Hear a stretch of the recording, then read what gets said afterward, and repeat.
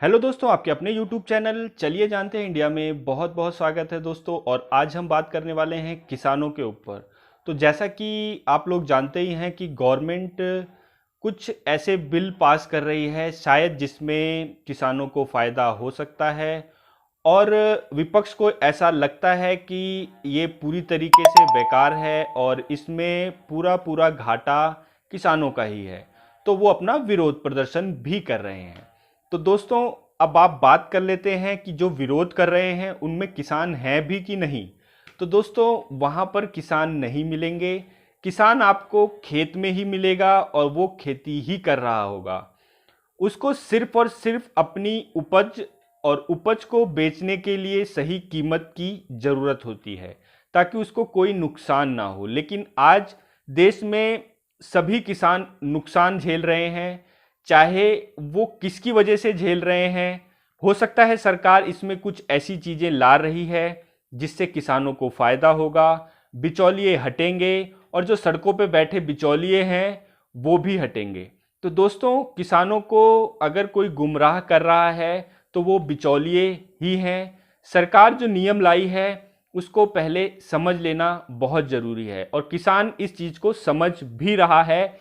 इसलिए सड़कों पर जो बैठे लोग हैं वो किसान ना होकर के बिचौलिए हैं और विपक्ष में बैठे नेताओं के लोग हैं।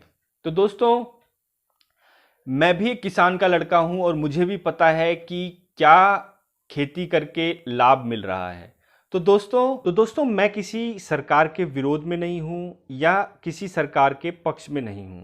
मैं सिर्फ किसानों के पक्ष में हूं कि किसानों को हमेशा प्रॉफिट होना चाहिए।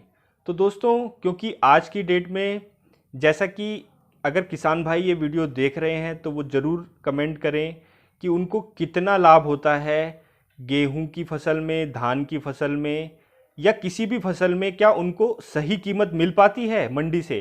तो वो कभी भी नहीं मिल पाती। तो दोस्तों, ये बिचौलिए जो होते हैं यही कम कीमत में खरीद कर मंडी तक के भाव को बढ़ा देते हैं और इन्हीं के पेट में दर्द है। चलिए दोस्तों, अब हम बात करते हैं उन एक्ट के बारे में कि वो एक्ट कौन कौन से हैं। दोस्तों, एपीएमसी यानी एग्रीकल्चर प्रोड्यूस मार्केट कमेटी एक एक्ट है जिसमें बिचौलिए भी आते हैं और कई सारी चीज़ें हैं, जैसा कि मंडी में अगर आप सामान बेचने जाते हैं तो वहाँ पर एक फ़ी देनी होती है और सारी चीज़ें हैं। और वो चीज़ें इस एक्ट में ख़त्म कर रही है मोदी की गवर्नमेंट। तो दोस्तों, ये किसानों को एक बेनिफिट मिल सकता है। पहली चीज़ कि अगर किसान अपनी उपज बेचना चाहता है तो वो कहीं पर भी उस फसल को बेचे, मंडी से बाहर भी बेच सके, स्टेट से भी बाहर बेच सके। यानी अगर वो उत्तर प्रदेश में रहता है किसान तो वो अपनी फसल को एमपी, बंगाल या किसी भी अदर स्टेट में बेच सके बिना किसी रोक टोक के। तो यानी जहाँ भी किसान को बेनिफिट हो वो अपनी उपज को बेच सके। तो ये एक्ट में लागू हो रहा है। और दोस्तों, ऑनलाइन प्रक्रिया भी खोल दी है गवर्नमेंट ने। जैसा कि आप लोग जानते ही हैं कि आज के दौर में किसान के बच्चे किसानी नहीं करना चाहते, वो पढ़ लिख गए हैं, एजुकेटेड हो गए हैं। तो दोस्तों, ये एजुकेशन अब इनको खेती की तरफ ला सकती है, क्योंकि आज की डेट में पेंडेमिक की बात करें, महामारी की बात करें तो शहरों में भी काम बिल्कुल ख़त्म हो चुका है। तो दोस्तों, जिस किसान के बच्चे शहरों में कमा रहे हैं अपनी एजुकेशन के जरिए, वो वापस गांव आकर के ऑनलाइन प्लेटफॉर्म पे अपनी खेती करें और अपने उपज को बेचें।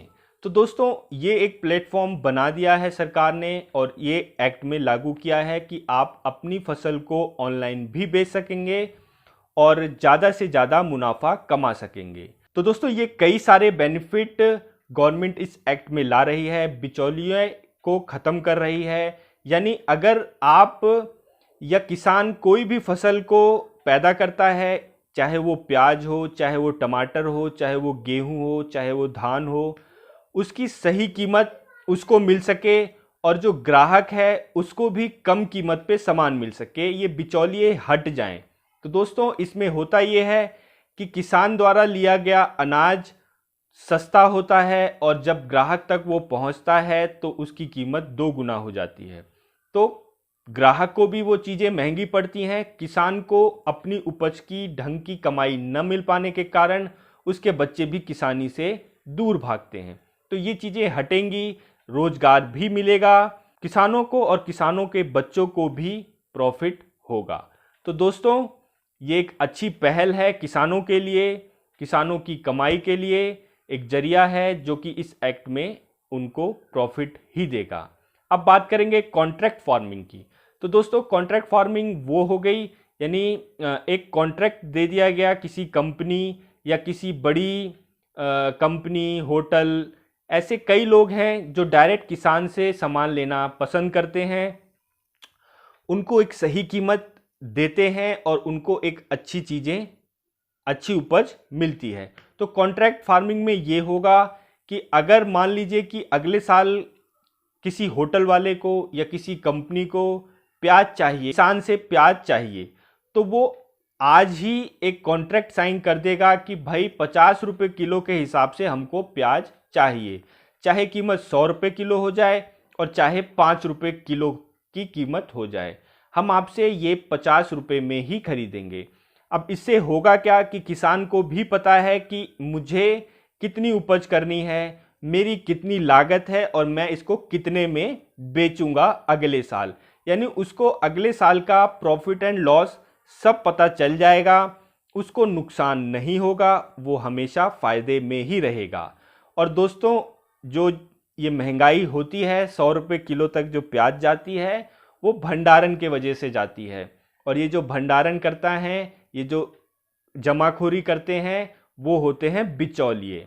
तो दोस्तों, बिचौलियों को ही हटाया जा रहा है और एक एक्ट और साथ में लाया जा रहा है, वो एक्ट है आवश्यक वस्तु विधेयक। यानी कौन कौन सी चीज़ें ऐसी लिस्ट बनी हुई है जिसको आप भंडारण नहीं कर सकते, इसको आप जमा नहीं कर सकते, वो दाल हो गया, प्याज हो गया, ऐसी कई सारी फसलें हैं जो इस एक्ट से हटाई जा रही हैं, यानी किसान भी उसको रोक सकते हैं और रोकने के बाद प्रॉफिट होने पर उसको बेच सकते हैं, जो कि पहले बिचौलिए कर रहे थे। इन्हीं की वजह से भाव बढ़ रहे थे, तो इन्हीं को दर्द भी हो रहा है इन एक्ट के बदलने से। तो दोस्तों, हमेशा किसान को फ़ायदे में रखकर ही सरकार इस चीज़ को बना रही है। वो भी चाहती है कि किसान को पूरा भारत एक मंडी के रूप में मिल जाए, वो जहाँ चाहे अपने सामान को बेच सके, अच्छा मुनाफा कमा सके। तो दोस्तों, ये वीडियो अगर आप लोगों को अच्छी लगी हो तो लाइक, शेयर, सब्सक्राइब। जय हिंद, जय भारत।